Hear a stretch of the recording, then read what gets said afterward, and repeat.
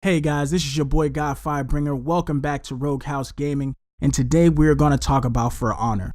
Now, my question to you guys is this. After seeing the new characters by Ubisoft, will it be enough? Will it be enough for people to truly gravitate back to the most anticipated game in the beginning of 2017 of February? Because now we are embarking on a path to Season 3, where we will be treading into the era Grudge and Glory, where the Highlander and the Gladiator finally enter the fray of an already dangerous territory of For Honor. The next question you have to ask yourselves is, how are they going to measure up? Well, that's what we're going to talk about today. But before we get into that, play my shit.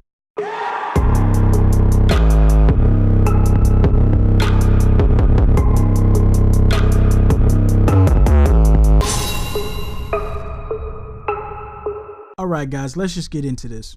Now, no doubt these new characters will be very fun and entertaining and possibly broken in the first month of Season 3. But with the improvements that were promised by Ubisoft and just a couple of days ago, where they were talking about the Viking village and the Sentinel, which I think is really cool. They talked about the armor variations and weapons. That's dope. Everybody loves cosmetics. Changing the progression of new players to level faster. Some people actually dislike this, and I don't understand why. I mean, you've been playing the game for however long. Don't have these new guys come in here knowing the reputation of For Honor. If you really want this game to stay alive, let these new guys come in here and get their feet wet, you know, try to catch up, get up to the earlier levels, get to like the mid levels before things slow down for them. Like, don't make them grind out level, you know, the first prestige or second prestige. Like, that's just so lame. I wouldn't do that. So I definitely agree with the level progression change. Tournament and rank play, I have my preservations about, but I'll talk more about that later in the video. I do think it's a great addition to For Honor. I know a lot of people have been begging for it and clamoring for it, and now that it's gonna finally be here, that'll be really great, but I will talk more about that in the future. They're gonna be changing the arena modifications for certain modes, which I think is dope, because there's a certain map that I can think of right now that I hate, because every time I run to see some dude or a whole nother team is just waiting for me to just get thrown into a hole, and you know, it just becomes pure chaos. So, you know, I'm glad that they're going to do that to some maps. They don't need to do it to all of them, but some of them, it definitely needs to happen. And finally, even though they didn't talk about it in the trailer, we will be getting dedicated servers. I don't know exactly when that'll be, but I definitely look forward to it. If anybody has come up on some new information, let me know down in the description box below so y'all can keep me up to date, because I don't know as of right now.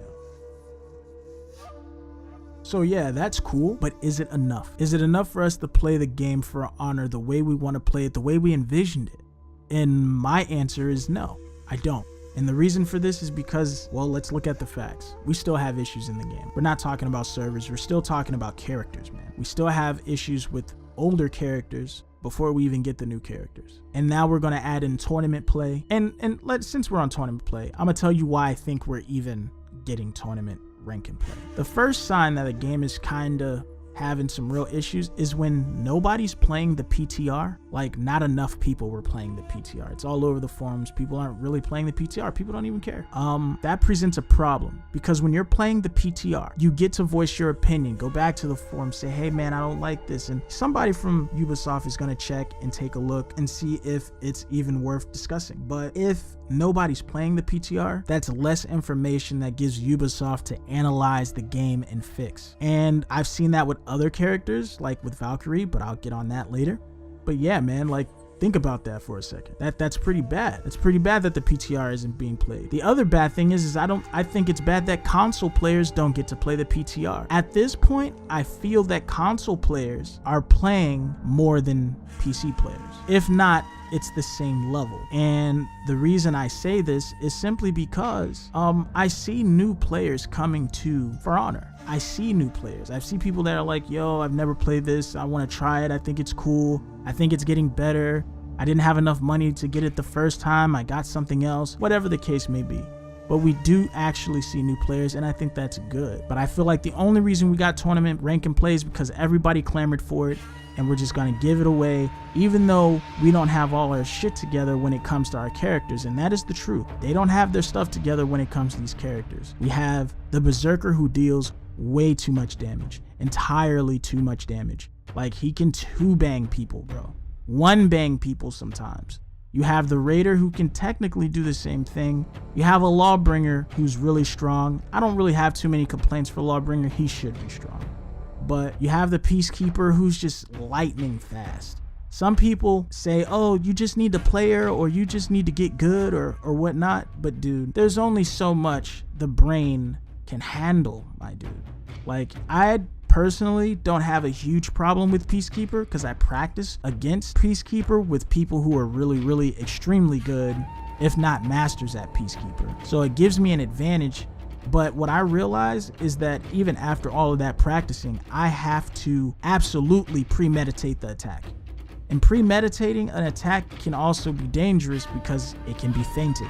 So the maneuverability amongst characters, if you don't notice now, these new characters are more advanced, okay? They're more technical and they're more advanced than the older characters. Kensei is a very straightforward character. There is nothing technical about a Kensei. There is nothing technical about a Valkyrie, okay? It's either up, left, or right, okay? Dash left, dash right, come up top. That's it. There may be a feint here and there, but those feints are not like, they're not like ghost feints or anything like that. Like Centurion can basically guard break feint, you know, like the same way the Warden used to do. In my opinion, I feel like there are just some things that need to be fixed. Now we're going to get the Gladiator and we're going to get the Highlander. Okay, fine. We're going to get those characters and those characters will be broken somehow because there hasn't been enough information to be facilitated around Ubisoft for them to fix it. And that's because nobody's playing the PTR. So do I think that this will be a fun season 3? Maybe. Do I think it's going to be like the super hyped up moment that we want it to be? Absolutely not. I think people are going to cry. I think you're going to walk into a Dominion match and watch 4 people play the same character. I think that when competitive and the tournament ranking play kicks in, that people are going to lose their mind because somebody's going to play with these new characters for a week, realize how broken they are. Not even a week. I give it a day, straight up. Realize how to do the broken moves real quick and just start tearing people to shreds, going into, you know, tournament ranking play and just going to town on dudes. And people are going to be mad and people are going to want to get off the game and people are going to want to leave. But the thing about For Honor, guys, is that we do love the game. We love the game because of what we imagine it to be. So another thing that I've noticed is that with these new characters that we're getting, the Shinobi, the Centurion, the Highlander, and the Gladiator, these characters are more of an immersive fighting style. You know, as far as skill, I don't know if it really takes a lot of skill to use these characters, in my opinion, because to me it doesn't. But their fighting styles outmatch all the other characters. I mean, they don't exactly unmatch. They're not unmatched in the game, but the way they're used and how they're used in the game dictates the separation, and it shows in gameplay against other characters that you can use. And for that reason, I do think there are 2 characters specifically that I know of that I practice with a lot. Actually 3 characters, but I definitely think the Kensei needs a rework, the Valkyrie needs a rework, and the Shinobi needs really huge, not a huge, but just he needs a health boost, man. Like, he's getting 2 banged and 1 banged by characters. I don't think that's fair at all. You're asking the impossible at that point. You can't just make me dance around a dude with a super long axe who's going, hey, I hate the pizza, like over and over again. You can't expect me outrun that, and he can damn near 360 that shit, okay? You know, es tu asperto. Like, nah, bro, I'm not trying to I can't get away from that all the time. You know what I'm saying? I can only double dash so much.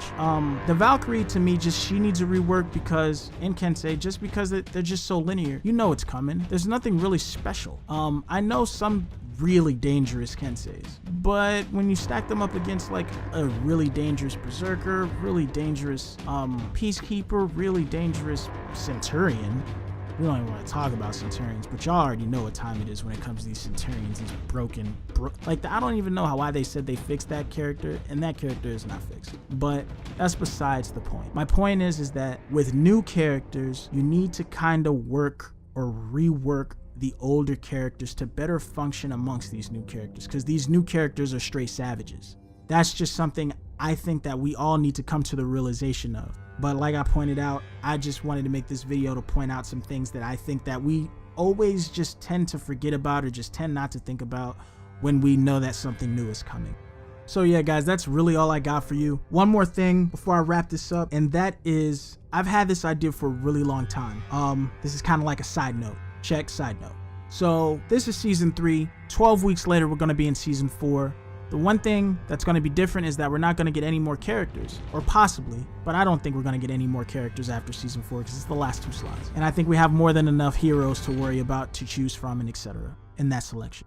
But what I would like to point out is it would be really cool in season 4 if we could see why we're still fighting. The one thing I think that we forgot as far as playing For Honor, which is cool because in the actual story, you kind of forget about thinking about what's going on because you're so busy fighting. And that is the story and the lore of For Honor. If you're looking at the engravings in certain maps, if you see certain things, a lot of those things actually had meaning. Even the idea that the game was released on Valentine's Day, and the real Valentine's Day was a slaughterfest. So, I don't think that the story was that bad. Unless you want to talk about, you're legendary in the fight with the samurai in the Viking campaign. But other than that, I felt like the story was well done. Bravo, clap it up. And it would be really cool to see what happened between the Lawbringer, the warlord, and the samurai, and why we're still fighting now.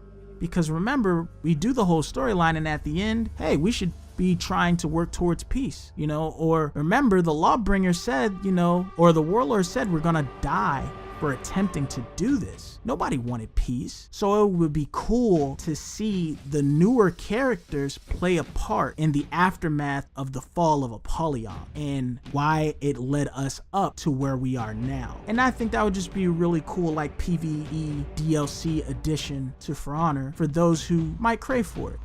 It could happen. Think it's happening. I don't even think it's an idea, and if it is, then nobody's talking about it. But let me know. Leave a comment down in the section below. Tell me what you think of those ideas. Let me know what you think of the video. Let me know what you think of the audio. I am still a grasshopper in training, so give me your feedback, please. Please give me your feedback. But other than that, leave a like if you like the video, and I'll see you guys next time, man.